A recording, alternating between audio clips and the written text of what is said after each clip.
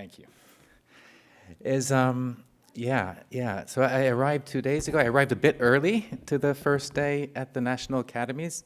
I want to thank HFSP not only for the support of our work, but also for hosting this wonderful meeting at the National Academies, because that's what's inspired this risky behavior I've engaged in, which is to rewrite my talk in a way that is inspired by a work of art I encountered in the building there. So that's in the background here of my title slide. The title you don't really have to parse yet. You'll get what that's about in a second. But this work of art I found really striking. It's called On the Origin of Species, and in parentheses after Darwin. It's by an artist named Tim Rollins. I didn't know about Tim Rollins, but apparently he was a school teacher that was also an artist, and he did his work in the South Bronx from the 80s onwards. Unfortunately, he died in 2017. I'm just telling you what I've read in Wikipedia in the last 48 hours.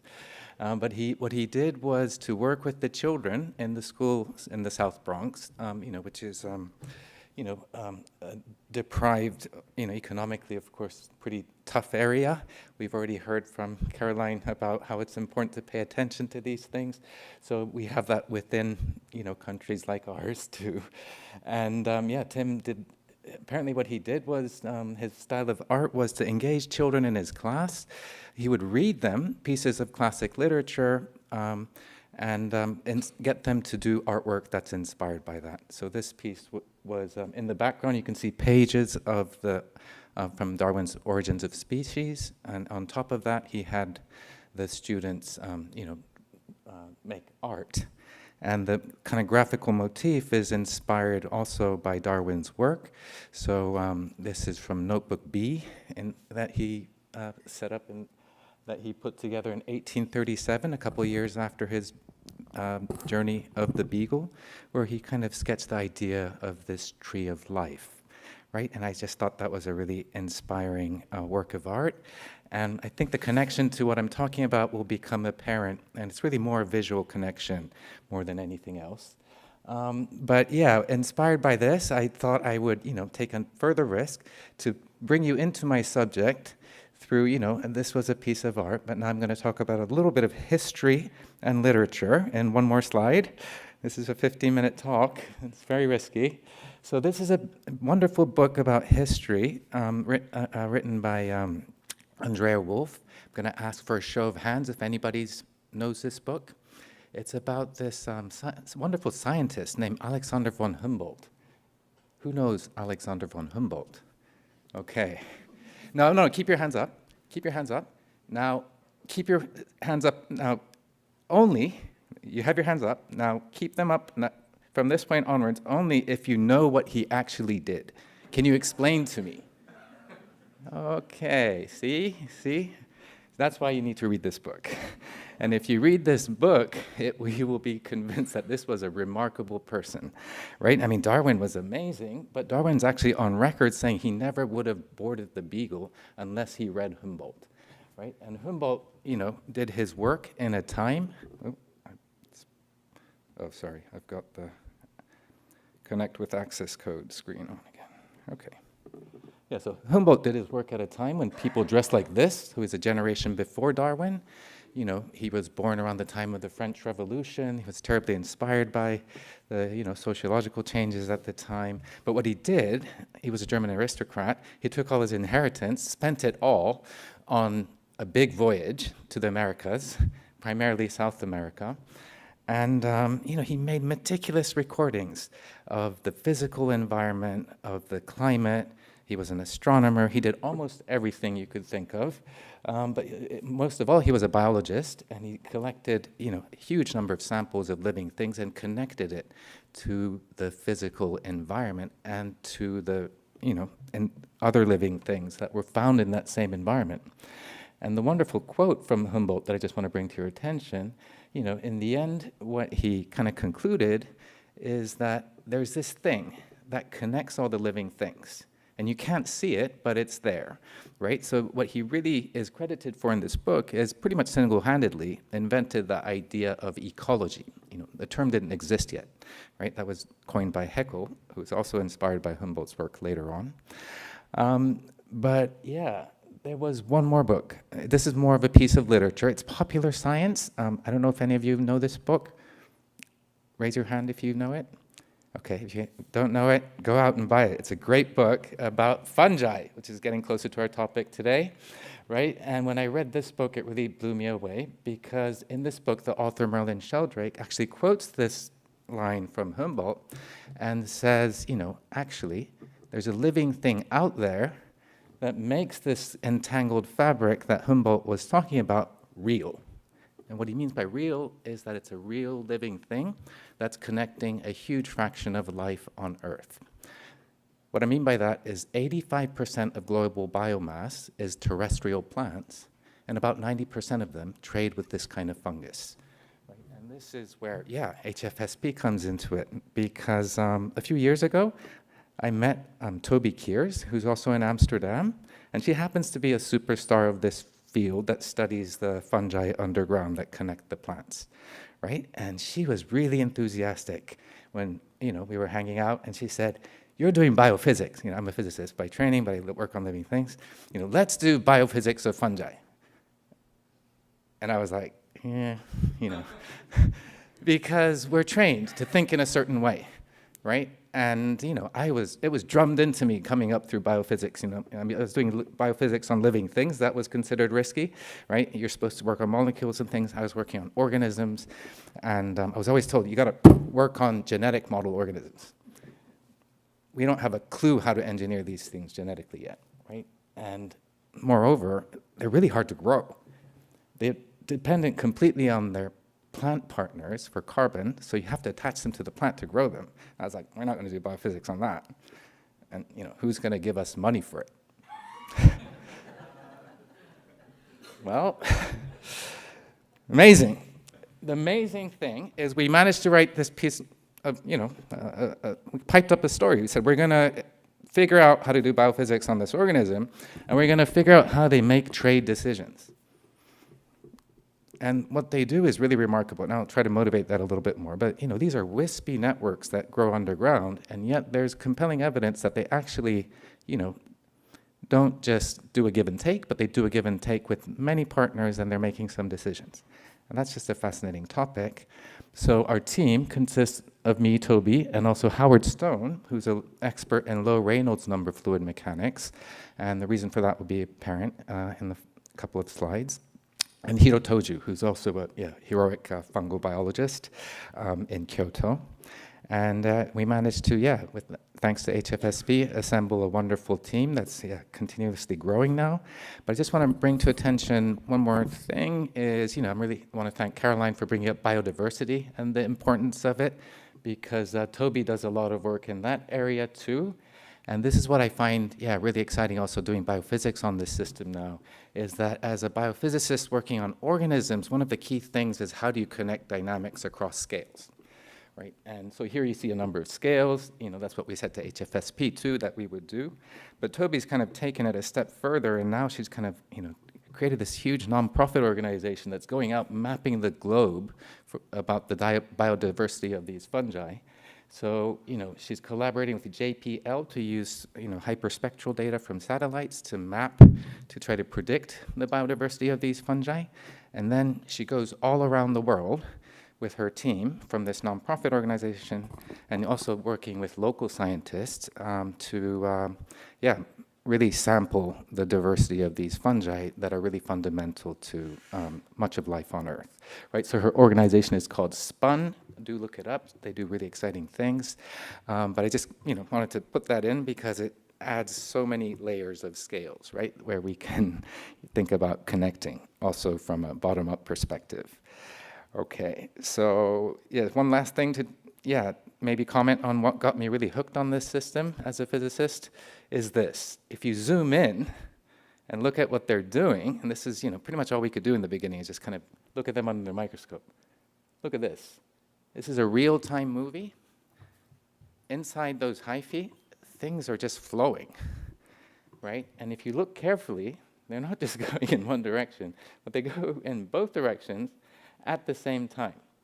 So fluid flow in a pipe in two directions at the same time is not supposed to happen, you know, if you've studied physics. I mean, it's weird, right? So there's something unusual. So that also, you know, really got me excited. So the rest of the talk, there's so much that we're working on this now that I can't tell you about everything, but I just want to have a few slides to tell you why this is, yeah, an exciting system to work on, and then a couple of vignettes, right? And it will also touch upon some of these fluid mechanics. Okay. So just a few more slides to kind of really drive home why, yeah, this is both interesting and also important.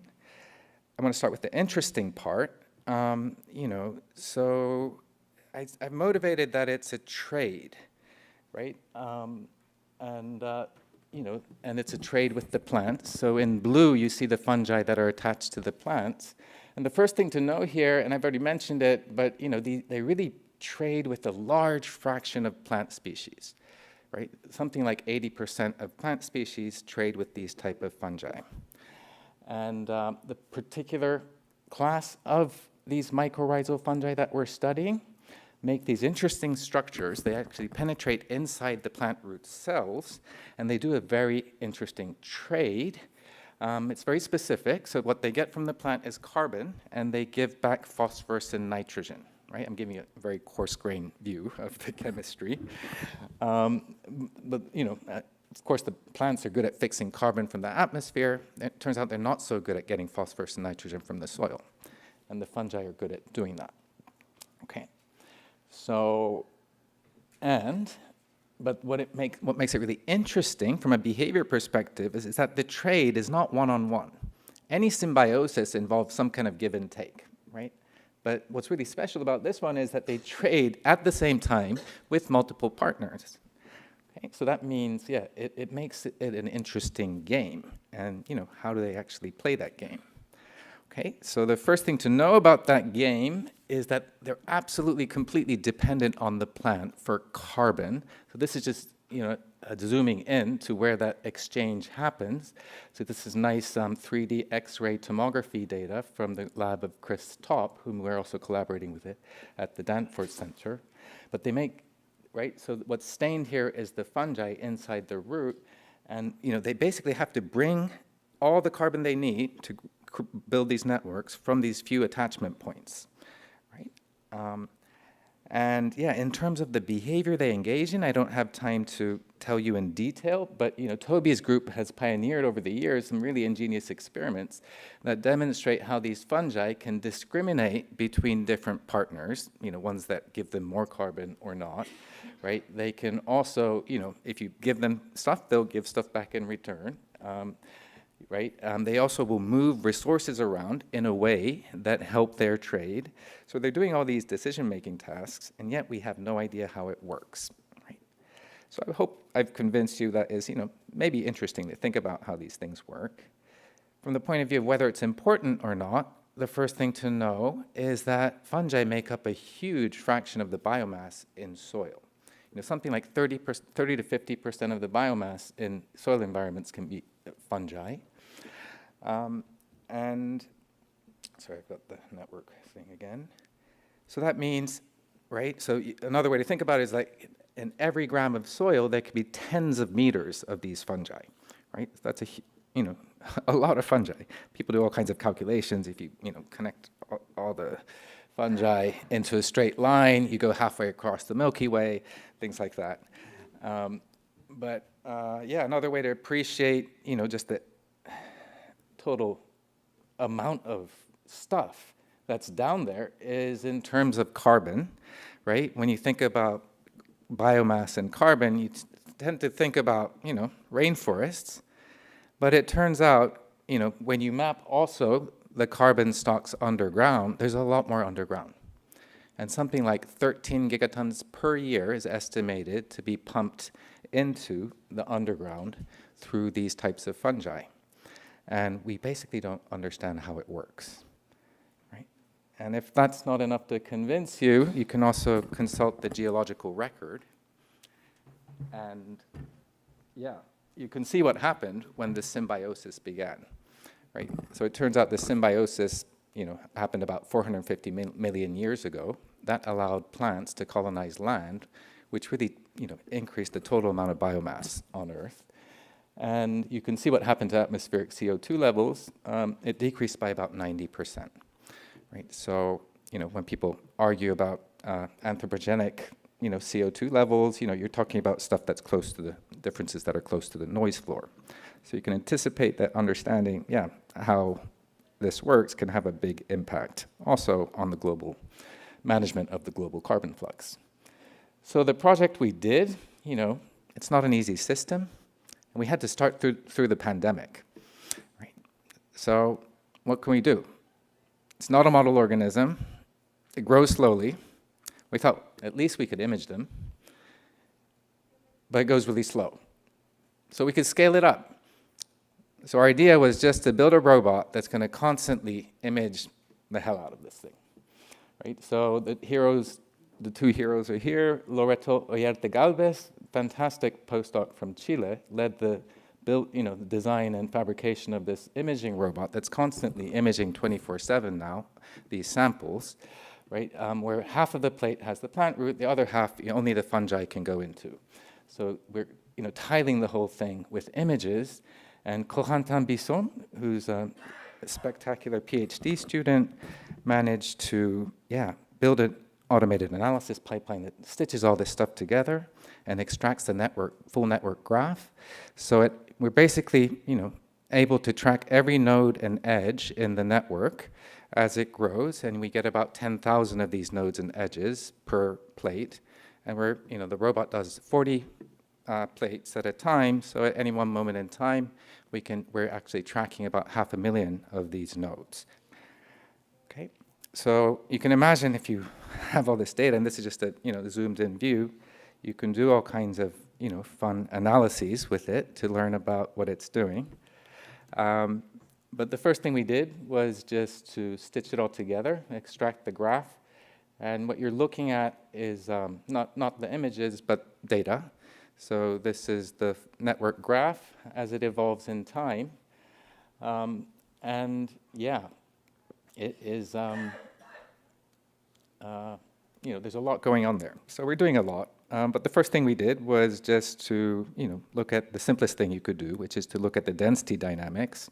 So it's growing roughly radially, so you can take the average density in rings or successive convex hulls of equal area, plot what's happening as a function of space and time, and what you see is this pattern.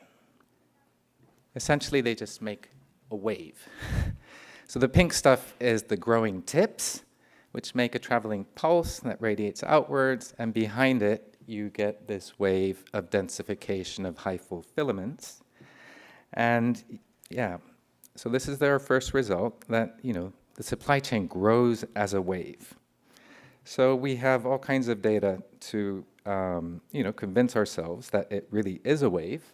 But you can see that as you expect for a traveling wave, it goes at a constant speed, and the density behind the wave remains constant. And if you look at how the network grows, it actually grows quadratically with time rather than exponentially, which is what you expect also for a traveling wave that's filling a two-dimensional space. And I've lost my mouse pointer. Okay. So to really understand what's going on there, the thing we noticed is that this quadratic growth is really a little unusual for microbes. Typically microbes grow exponentially.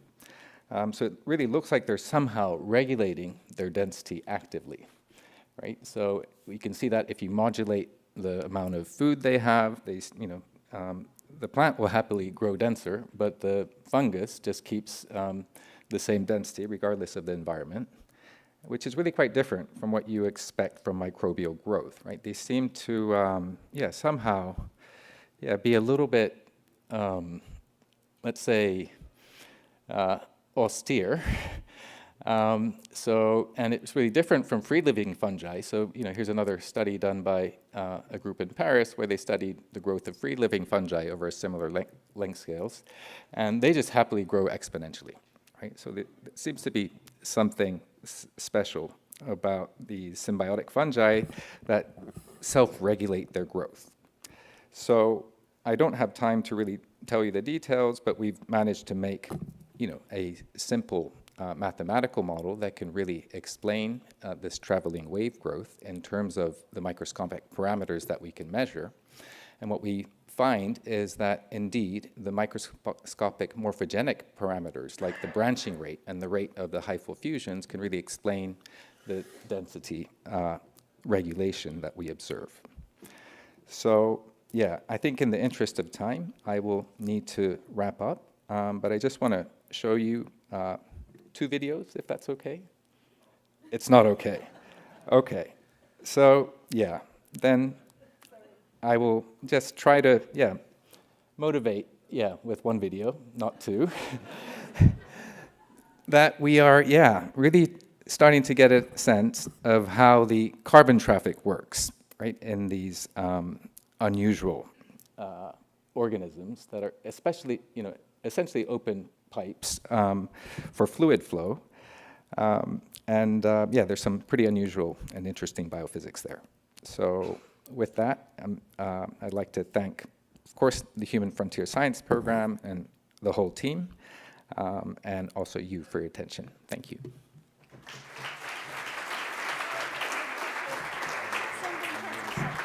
Thank you very much. I think this was brilliant, but taking a risk with time. And maybe I suggest that you keep your computer here and show these videos to people who are interested in the break. But we still have another talk after this. And so thank you very much. I think people have to ask you the questions when they look at the video what you show in the break. I'm really sorry, but time is really an issue here. So thank you again. Thank you. To Thomas. And